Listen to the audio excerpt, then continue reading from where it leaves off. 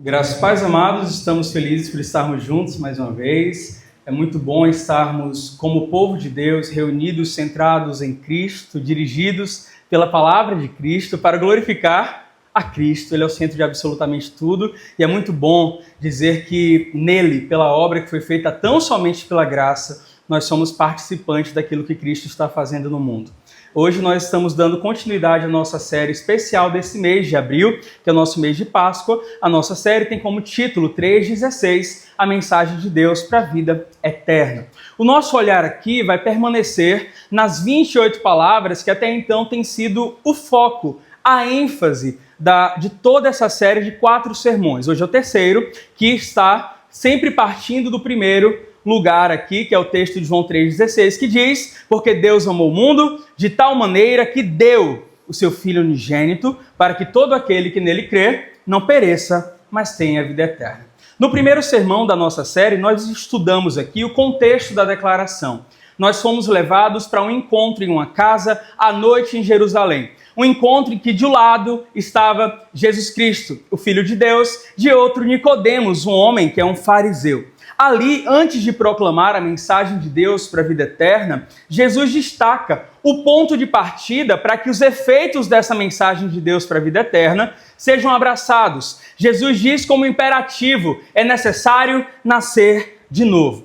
No segundo sermão, nós entramos aí sim, apropriadamente, no texto de João 3,16, nas primeiras 8 palavras do texto. Ali nós tivemos como foco o grande amor do nosso Deus. Nós investigamos, meditamos em Oséias capítulo 11, do versículo 1 até o 4, com aquilo que é a esperança de Israel e a esperança para os nossos dias. Entre infidelidade e desprezo a Deus, nós encontramos da parte do Senhor uma resposta inesperada. Diante de infidelidade e desprezo, nós vemos da parte de Deus uma resposta pensada, uma escolha intencional, consciente de amar pessoas infiéis. E uma escolha que não está baseada, uma decisão que não está baseada em nós, para nossa sorte, mas está baseada unicamente no caráter bondoso do nosso Deus. Onde Deus encontrou no nosso meio rejeição, Deus manifestou o seu amor e o seu grande amor.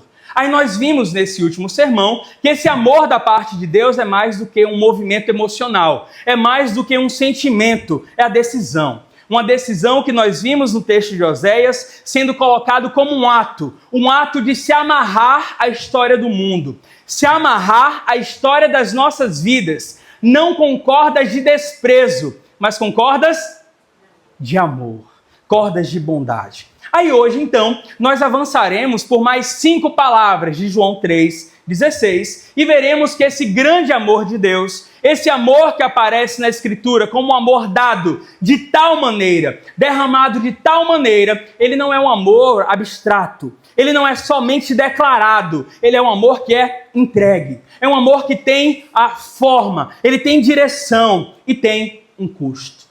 Queria que os irmãos abrissem suas Bíblias, por favor, antes da gente chegar no texto dessa noite, em Efésios, capítulo 3. Foi como nós encerramos o sermão da semana passada. Efésios 3, do 16 ao 21. Os irmãos a gente não vai ler esse texto, mas somente para que os irmãos se lembrem do que se trata. Efésios 3, do 16 até o 21. Nós temos uma oração de Paulo pelos Efésios, os destinatários originais da carta dele, mas uma oração que diz respeito a nós. A oração do apóstolo Paulo é pedindo que Cristo habite ricamente nos corações, para que, alicerçados, firmados em amor, nós possamos compreender a largura, o comprimento, a altura, a profundidade do amor de Cristo, que excede todo conhecimento. Uma informação importante para tudo que nós vamos ver aqui. O amor que se revelou de tal maneira, por meio de um ato da parte de Deus, é um amor que está além da nossa compreensão. Mas ao mesmo tempo não é um amor que ficou inacessível. Ele seria para a nossa estrutura, como é hoje, inacessível. Mas Deus veio ao nosso encontro e se revelou.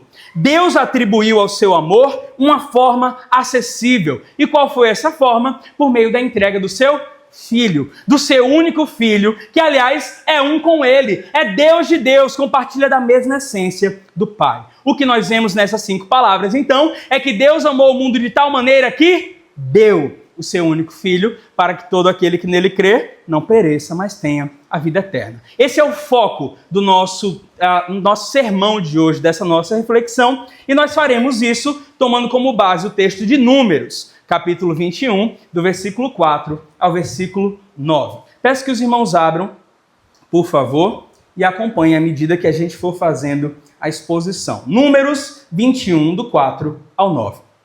Muito bem, diz o seguinte a palavra do Senhor. Lembrando que esse texto é usado pelo próprio Jesus no capítulo 3 de João, versículos 14 e 15, como uma preparação, um prenúncio, é isso que nós veremos hoje. Diz assim: partiram eles do Monte Or, pelo caminho do Mar Vermelho, para contornarem a terra de Edom. Mas o povo ficou impaciente no caminho, e falou contra Deus e contra Moisés, dizendo: por que vocês nos tiraram do Egito para morrermos no deserto? Não há pão, não há água, e nós detestamos esta comida miserável, esse pão vil, desprezível. Então o Senhor enviou serpentes abrasadoras, venenosas, para morderem o povo, e muitos morreram. O povo foi a Moisés e disse: pecamos quando falamos contra o Senhor e contra você. Ore pedindo ao Senhor que tire as serpentes do meio de nós. E Moisés então orou pelo povo. O Senhor disse a Moisés: façam a serpente e coloque-a no alto de um poste. Quem for mordido e olhar para ela, viverá.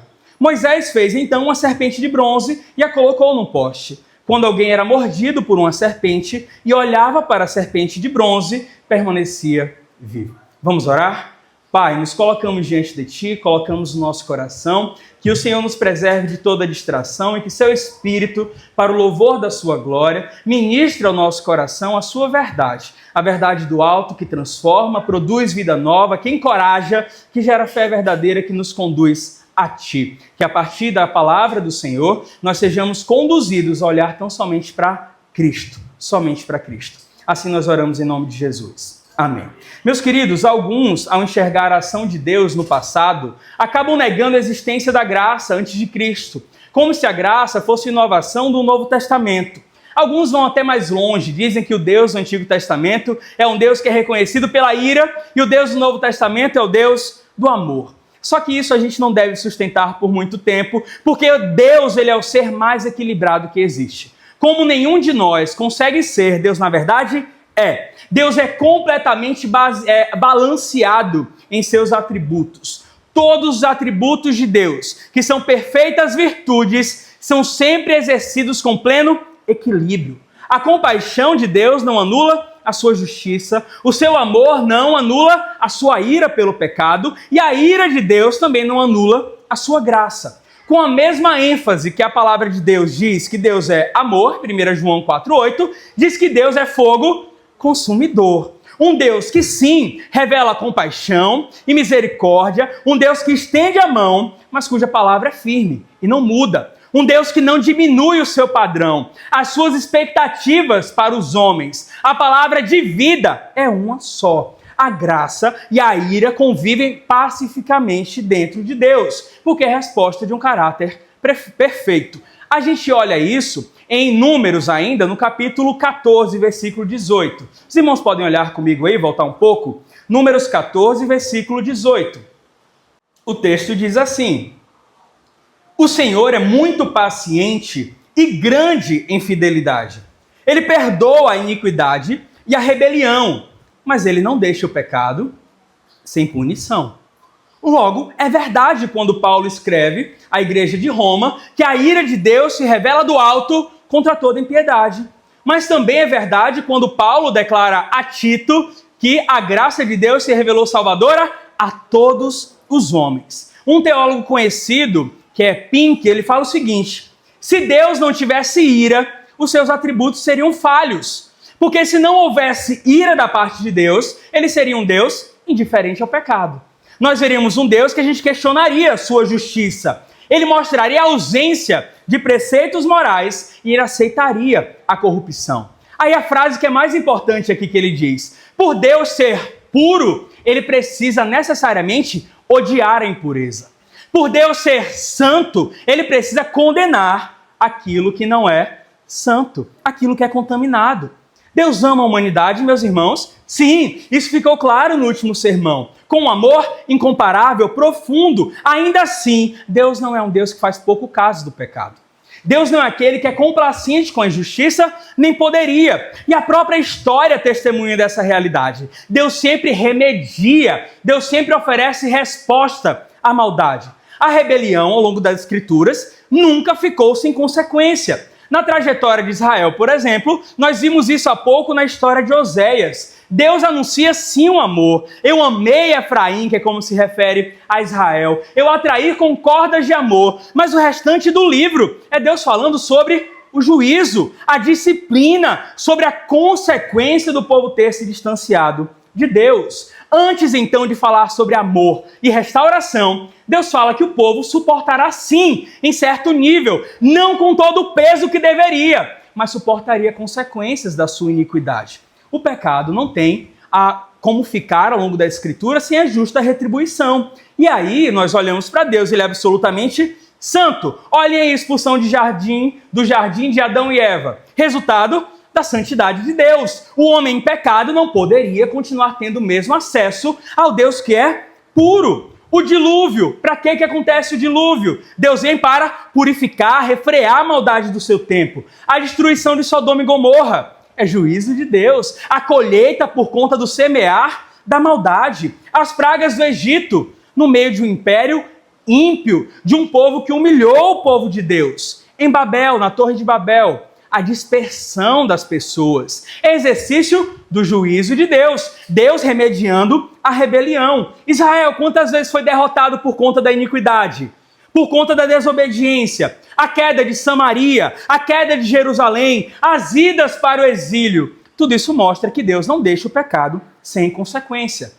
Só que tem uma outra face. Se nós treinarmos o nosso olhar, e isso imediatamente acaba com toda a argumentação de que a graça de Deus é coisa somente do Novo Testamento, em cada uma dessas realidades, a gente consegue enxergar a graça de Deus, a bondade, o favor do Senhor apesar de nós. Porque como diz o profeta Jeremias, aliás, como ele registra, as misericórdias do Senhor são a causa de não sermos consumidos. Elas são grandes, inigualáveis, elas são infinitas, não tem fim. Em cada manifestação do juízo dessas que foram mencionadas, a gente olha outra face, que é Deus agindo com a sua graça. Deus expulsa Adão e Eva do jardim, sim, mas Deus cobre a nudez deles. Deus também preserva a vida. Eles mereciam morrer fisicamente, mas Deus não os mata. No dilúvio, muitos são destruídos, mas a preservação, sim, Deus preserva Noé e a sua família por meio da arca. Em Sodoma, antes da destruição, quem é resgatado de lá? Ló, antes desse tempo. No Egito, nós vemos uma cena de tragédia. O último dos sinais foi a morte dos primogênitos, mas no meio disso tudo, há um povo que é preservado.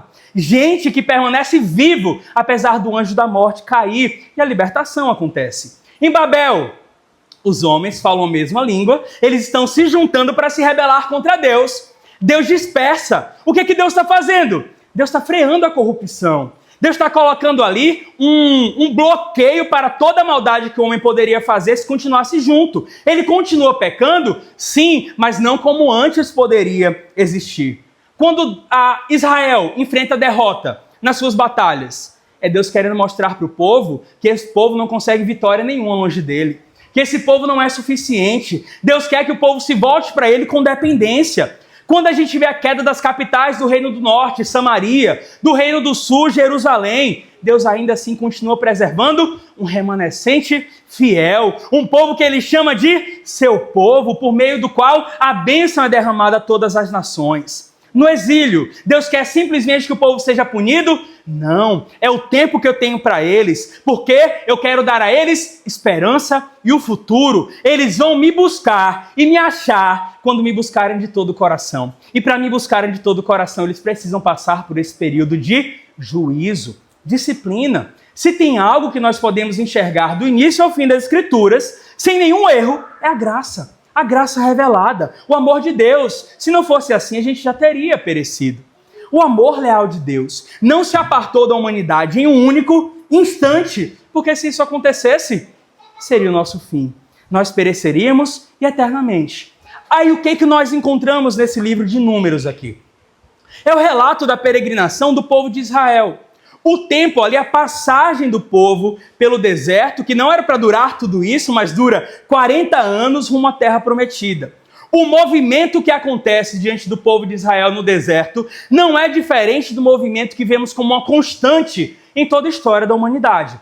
Deus é fiel à sua aliança. Deus se mantém firme nas suas promessas. Deus continua cumprindo tudo aquilo que ele anunciou. Mas o povo infiel, rebelde, desprezando a Deus, fazendo pouco caso da aliança. Ainda assim, Deus ama o seu povo, mas Deus não reduz o seu padrão. Ele continua dizendo, tem um caminho de morte, que é andar longe dos meus preceitos, longe da minha aliança. E tem um caminho de vida, que é fazer tudo o que eu mando. Viver comigo.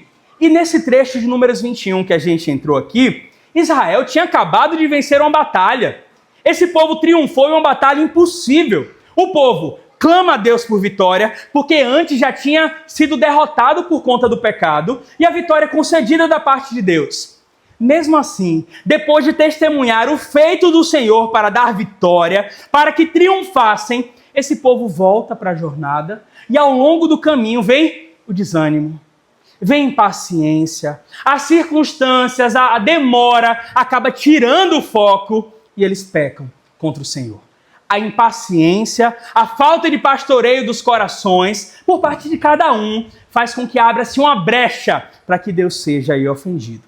No texto de João 3, a mesma narrativa aqui é mencionada por Cristo, porque nós vemos que tem uma constante no mundo, assim como tem nessa história. O nosso mundo é marcado por ciclos, e um ciclo constante de rebelião, juízo e graça. No livro de Juízes isso acontece o tempo todo. Nós vemos o povo se voltando contra Deus, Deus disciplinando, o povo clamando a Deus para que Deus faça a sua intervenção, Deus entra com a providência e o povo depois se rebela, porque essa é a tendência do coração do homem.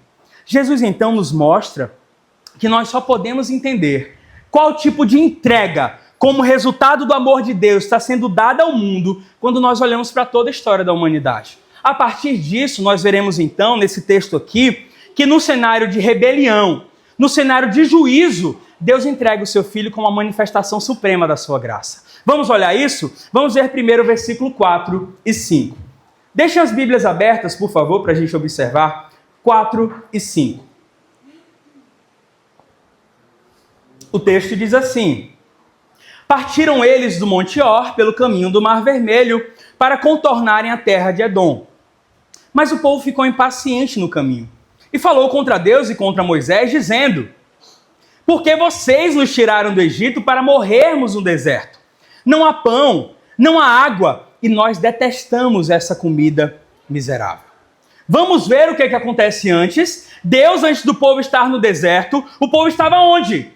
No Egito, cativo, aprisionado. E estava viva aí na memória do povo que Deus tira o seu povo do Egito com o braço forte. No tempo exato que Deus tinha falado que o povo ficaria no Egito, quando deu assim o cumprimento, Deus se lembrou e Deus agiu para resgatá-los. Mesmo na geração mais nova, estava muito viva aqui na memória aquilo que Deus tinha feito contra Faraó. Foram pragas terríveis, um poder estrondoso e a libertação gloriosa. E como eles saem de lá? Saem sem nenhuma assistência? Não, o texto diz que Deus levou os egípcios a contribuírem com roupa, prata, ouro. Foi como se eles tivessem vencido uma batalha. Eles saem do Egito cheios de bens. Eles despojaram o Egito. Eles atravessam o Mar Vermelho, que era um obstáculo logo em seguida, nadando? Não, a pés enxutos. Eles veem com seus olhos a derrota de Faraó e de todo o seu exército. Então eles chegam no deserto. Deus os abandona no deserto? Não. Ali é lugar que a presença de Deus continua sendo fortalecedora, sustentadora. Deus não deixa que nada falte. A provisão no deserto não foi menor. Pelo contrário, eu diria que é ainda maior do que aquelas manifestações no Egito. Não faltou para o povo direção de dia nem de noite. De dia tinha uma coluna de nuvem, de noite uma coluna de fogo, não falta comida, não falta água. O povo sempre teve tudo o que precisava, inclusive não deixar que se gastassem as suas roupas nem as suas sandálias. Ainda assim, o deserto, que é para Israel um lugar de provisão, um lugar de desfrutar de bênçãos extraordinárias da parte de Deus, por conta do coração rebelde, se torna num lugar de rebelião e ingratidão. O lugar da provisão, o lugar da bênção, é transformado pelo coração do povo em um lugar de ofensa contra Deus, em um lugar de pecado. O deserto era o destino desse povo? Deus os chamou para ficarem circulando ali e nunca chegarem a lugar nenhum? Não. O deserto era passagem, era um tempo ali que eles deveriam viver, era o caminho, a fase até a entrada na terra prometida, aquele lugar de prosperidade, a terra que ofereceria bons frutos que foi prometida lá atrás. E Deus é fiel.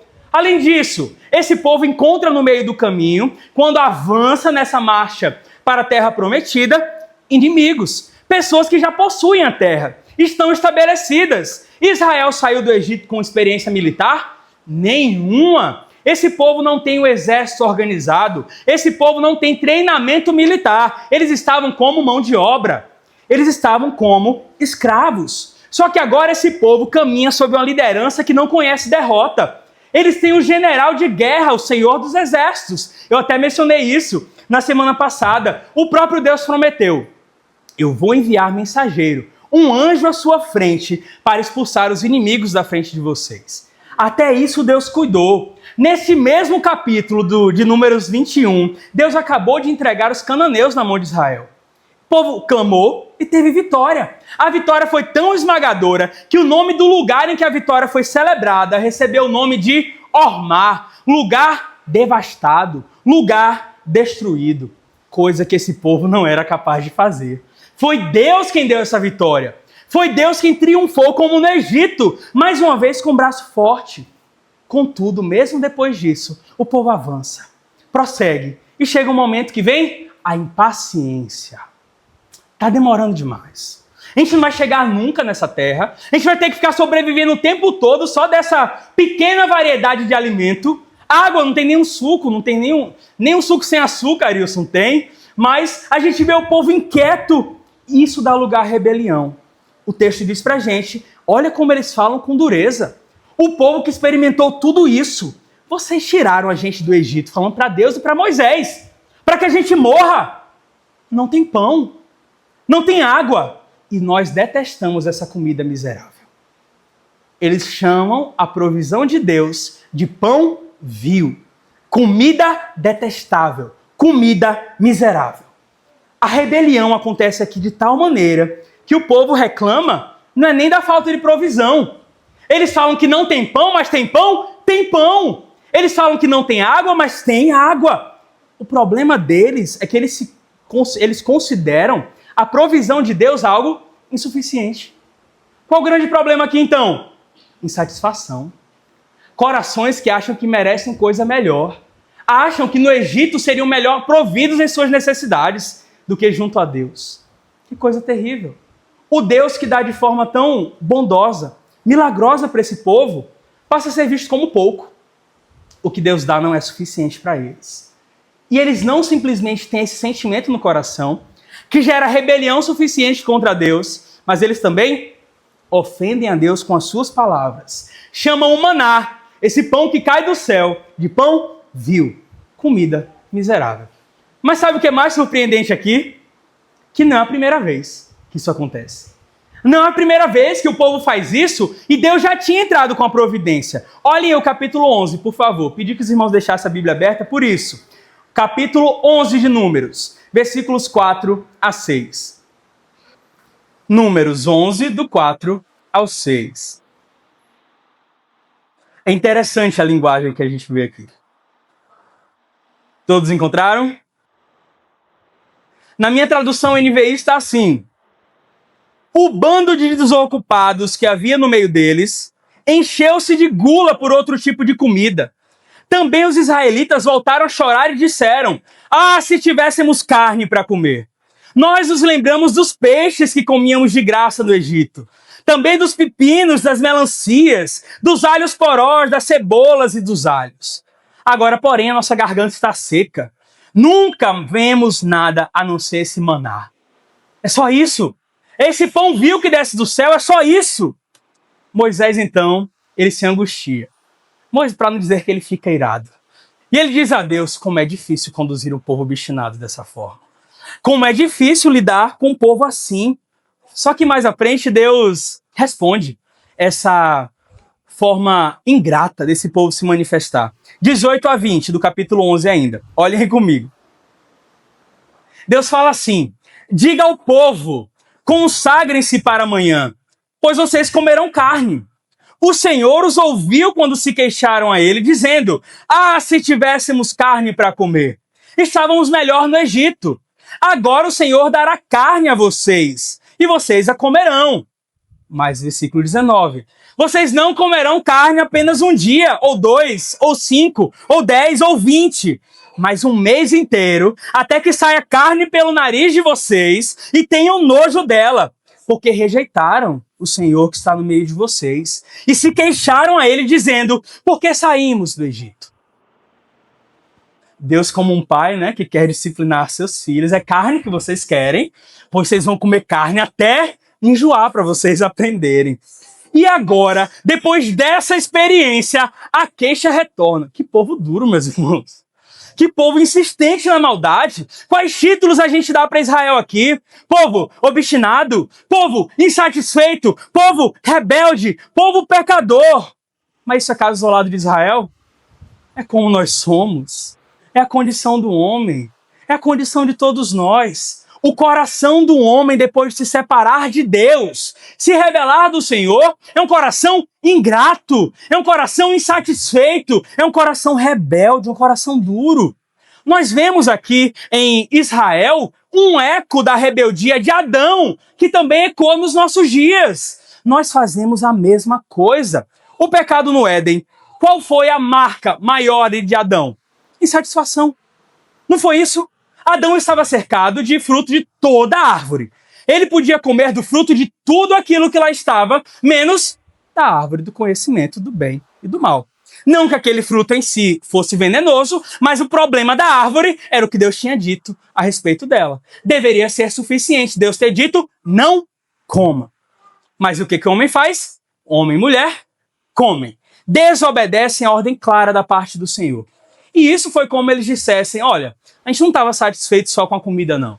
Foi como se eles dissessem assim, como se Adão gritasse: eu detesto viver debaixo do seu governo, Deus. O Senhor não é suficiente para mim. Eu odeio viver debaixo das suas regras. Eu prefiro viver as coisas do meu próprio jeito. Fazer as coisas do meu jeito, que é muito melhor. Esse é o retrato de Adão.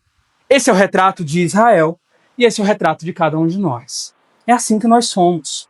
Nesse estado natural que nos acompanha desde quando? Encontramos no meio do caminho o pecado? Não. Desde o nascimento. Em pecado já me concebeu minha mãe, diz Davi. E isso se revela de formas diferentes no dia a dia. Insatisfação, ingratidão, nada basta. É uma vida de independência, cada um achando ser o dono da própria vida. É saber claramente o que deve ser feito e fazer o oposto. Mas qual a raiz? O pecado. Um coração que se rebela contra Deus e une todos os homens longe do Senhor. O grande problema é que Israel conhecia o Deus a quem servia. Israel sabia o poder que Deus tem. Deus já tinha dito os preceitos da sua lei. Eles sabiam quem eles estavam ofendendo. O coração deles era duro de tal maneira que eles assumiram o risco de se rebelar contra o Senhor do universo, o mais poderoso ser que existe. Israel se atentou contra o caráter santo, justo, do Deus que tem sim disposição de perdoar a maldade. Mas Deus, como a gente leu, ele não fica sem punir o culpado. Ele não fica sem dar retribuição. Por isso, o segundo movimento dessa narrativa, agora, é a consequência. Na primeira parte, nós vimos a rebelião do povo. Só que agora as consequências da rebelião diante de um Deus que é santo e justo. Se em algum momento passou pela mente dos israelitas, e alguns talvez tenham se enganado pensando assim, que poderiam ofender a Deus tranquilamente: ele nos ama. Nós somos o povo dele, somos a menina dos olhos. eles estavam profundamente enganados. Porque Deus disciplina a quem ama. Deus corrige aqueles a quem tem como filhos. Eles se apegaram a muitas coisas sobre Deus, menos a justiça do Senhor. Vejam aí o versículo 6. Então o Senhor enviou serpentes venenosas que morderam o povo, e muitos morreram. A consequência do pecado na realidade de Israel é imediata, é visível. A morte física se instala no meio do povo, de forma irônica, por meio de serpentes. O mesmo animal que foi instrumento lá em Gênesis 3 para semear no coração do homem a tentação, subverter a palavra de Deus, ele é aquele que é usado agora para ferir. Naquele dia, no dia de Israel aqui, Deus quis retribuir de forma imediata esse pecado que se revelou ali, trazendo à memória do povo o que Deus já tinha dito desde o Éden: se afastar da minha palavra, se você desobedecer, certamente morrerá. O povo precisava lembrar aqui que o salário do pecado é a morte. O pecado custa a vida, e nós também precisamos lembrar disso. A nossa rebelião contra Deus em Adão não ficou impune. Nós colhemos hoje aqui os efeitos disso, efeitos que foram aplicados sobre toda a humanidade. E um efeito muito mais profundo do que picadas de serpentes abrasadoras, venenosas. Nós, mais do que morte física, nós colhemos morte espiritual. A morte física é pouco perto do que aconteceu. Nós perdemos o contato com a fonte de vida verdadeira. Perdemos a nossa identidade plena. Deus nos colocou debaixo de condenação, longe dele, destinados a sermos condenados e passarmos a eternidade longe do Senhor. A rebelião de Israel aqui atraiu a ira de Deus de forma específica. Só que isso aqui aponta para algo muito maior.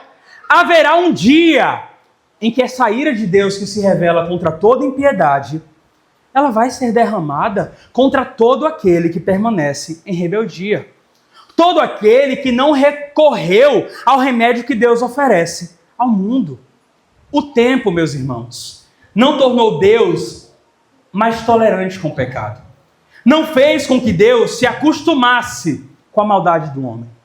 Séculos passam, milênios avançam na história. A humanidade continua marcada pelo pecado, rebeldia, desobediência. E Deus continua sendo santo e justo. Isso não muda. Muitos se enganam dizendo mentiras para o próprio coração. Alguns, como o tolo, como se é mencionado no Salmo 14, dizem: não há Deus. Isso tudo que está na Bíblia é simplesmente uma tentativa de frear o ser humano, de colocar freios na humanidade, controlar gente. Outras pessoas, presas no engano do próprio coração, acreditam não. Deus, ele é apenas amor. Nada além do que isso. Pessoas acham que Deus não tem juízo, Deus não tem ira. Todos serão salvos, todos aqueles serão preservados. Mas essas ideias não curam. Essas ideias só nos lançam no abismo do engano. São ideias que levam à morte. São tão destrutivas, aliás, mais destrutivas do que as picadas das serpentes aqui no deserto. O pecado que entrou na nossa realidade por meio de Adão, ele continua sendo o veneno mortal que percorre toda a humanidade. Não há um só que não tenha sido atingido. E todos precisam de cura. A partir desse episódio aqui, tem mais um registro. Na verdade, não há mais um registro de Israel murmurando, reclamando por conta de comida. A gente não vê Israel aqui, de novo, cometendo o mesmo erro que já cometeu mais de uma vez. Mas o problema de Israel foi resolvido? Não. Embora não peque, especificamente reclamando da comida, dizendo pão vil, com saudade do Egito, ainda assim o povo continua pecando de outras formas. Isso porque o pecado não é apenas aquilo que nós fazemos ou deixamos de fazer. O pecado é uma força que aderiu ao nosso coração. É uma força ruim instalada na nossa fonte de vida, desde o Éden, que faz com que todos os nossos caminhos sejam inclinados contra Deus. Ainda assim, mesmo Israel ainda permanecendo como um povo pecador, nós vemos que esse problema particular aqui foi resolvido, mas mais do que isso, Deus deixou uma lição para todos nós. O Senhor é paciente, o Senhor é bondoso. Deus perdoa a iniquidade, mas o pecado não fica sem punição.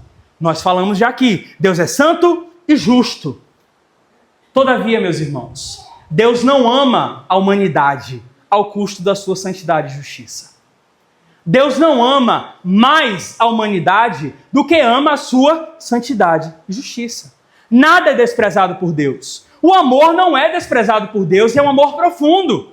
Mas a santidade também não é desprezada por Deus, é uma santidade profunda.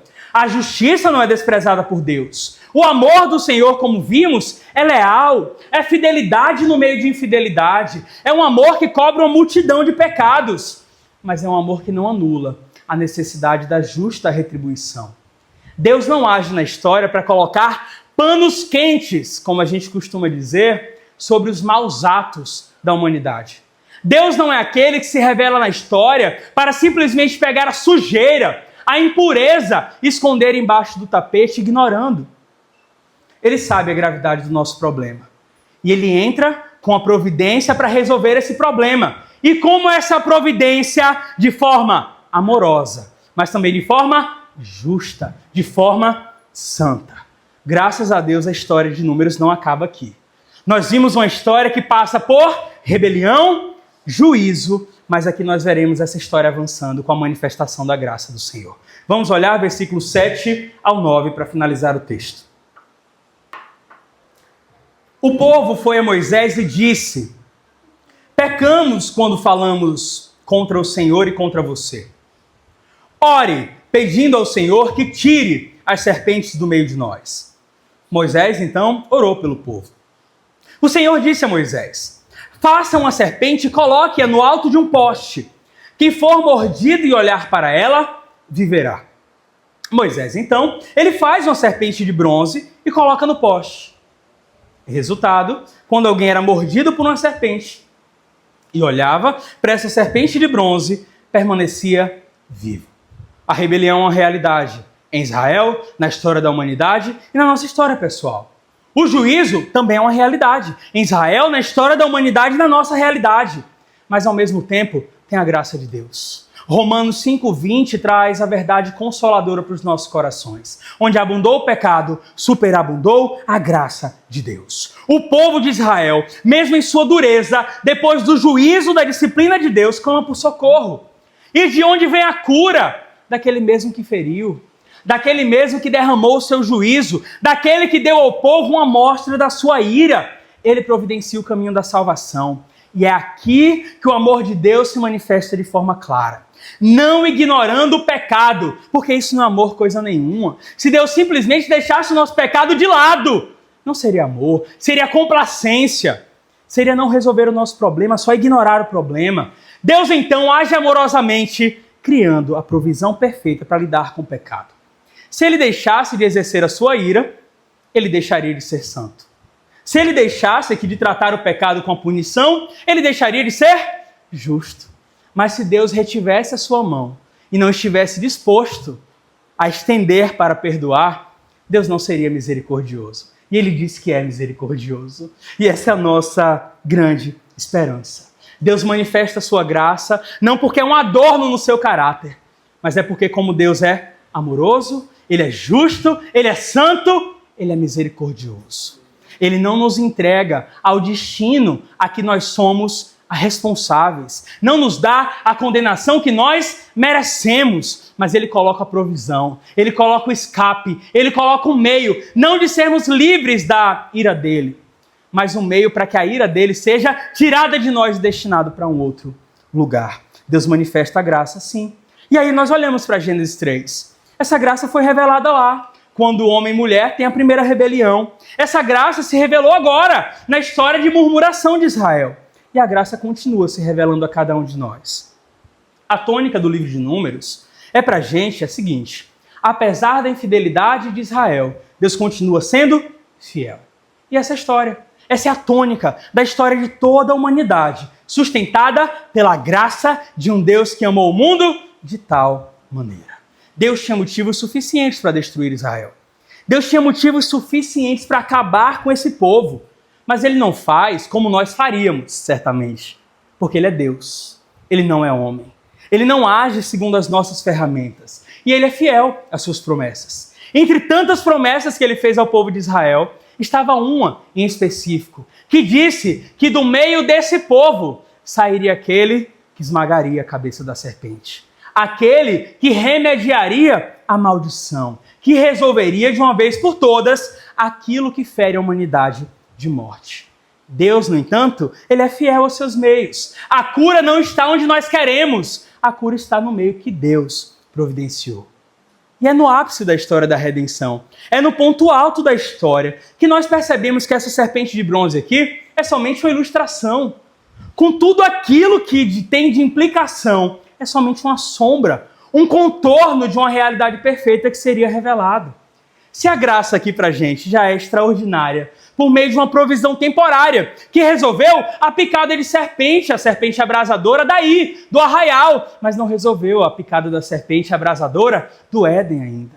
O pecado que vem desde Adão, mas ainda assim nós olhamos na manifestação passageira da graça, como Deus é bondoso, quanto mais na manifestação definitiva que Deus estabelece.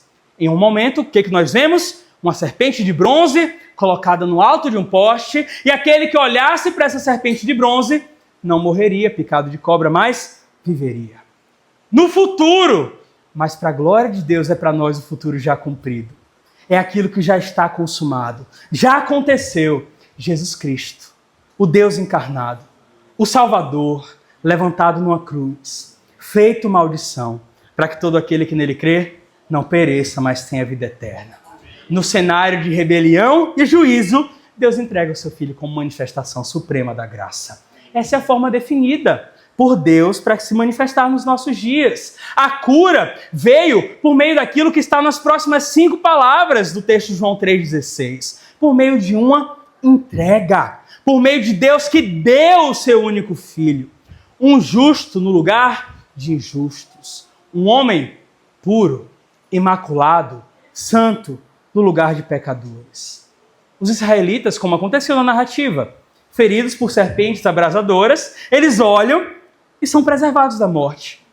Só que os israelitas continuam tendo medo da morte. A morte não veio mais por serpentes abrasadoras, mas morreram de outra forma. A morte continuava cercando, continuava sendo uma ameaça, porque é a consequência depois do pecado. Certamente morrerão. Mas aqueles que olham para o Cristo levantado na cruz, que confiam no Cristo levantado na cruz, podem declarar: temos agora o remédio definitivo contra a morte. A morte foi tragada pela vitória. O poder de ferir da morte foi retirado. Onde está a morte, a sua vitória? Onde está a morte, o seu aguilhão? A vida eterna é nossa, para a glória de Deus.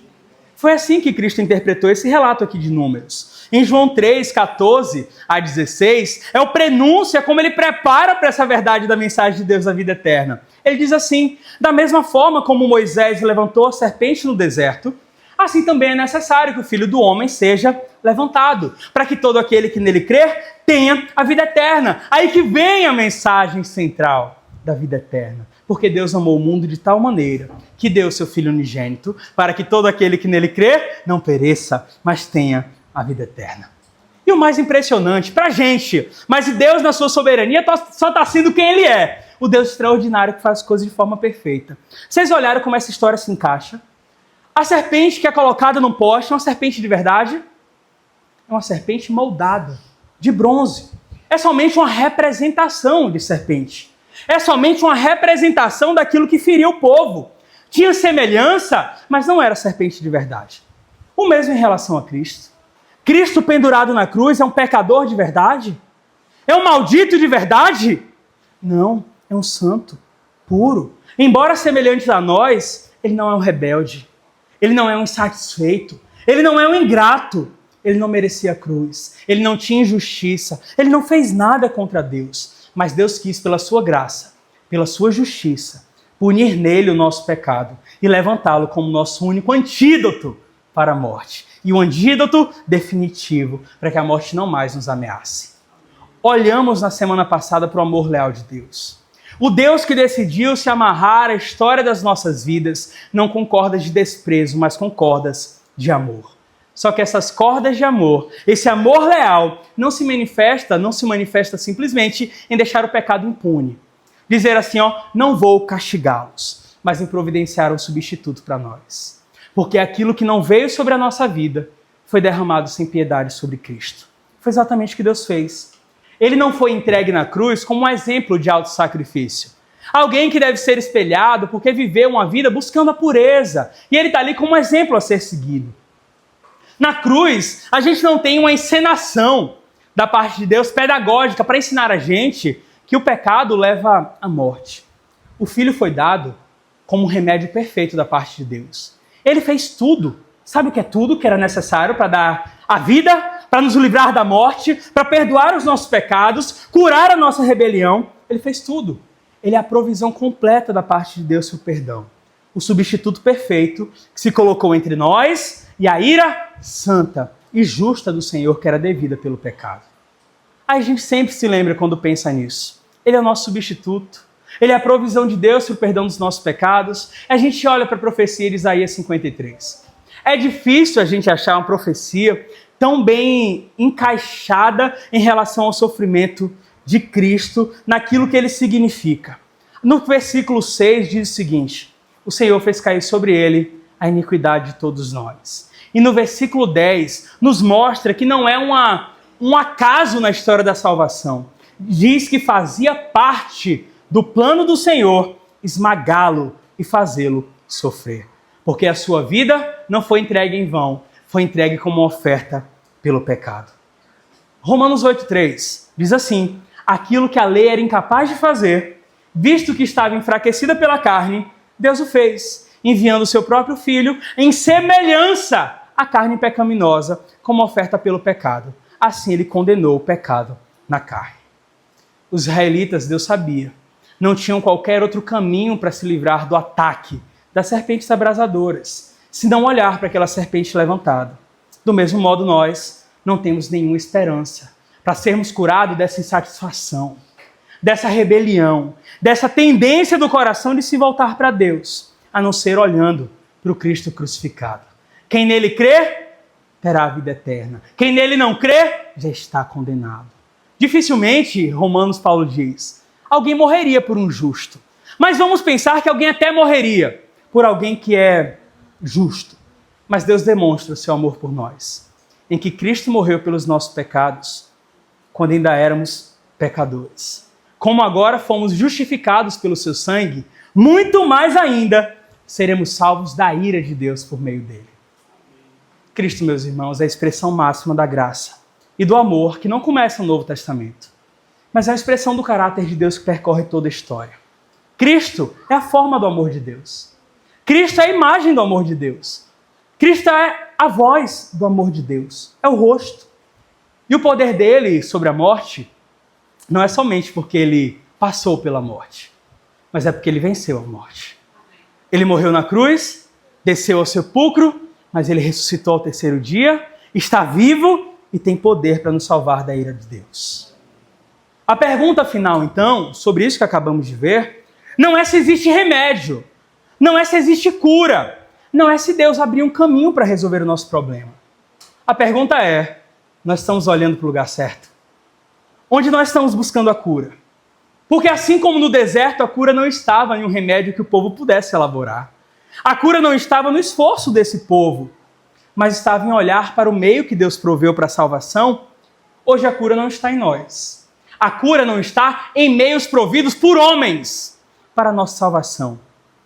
A cura está naquele que foi levantado na cruz, dado pelo Deus que nos amou de tal maneira a ponto de dar o seu Filho único para morrer no lugar de cada um de nós. Que Deus assim nos abençoe e aplique essa palavra ao nosso coração. Amém. Nós vamos cantar nesse momento Isaías 53, convidar o grupo de louvor. Em seguida nós vamos orar.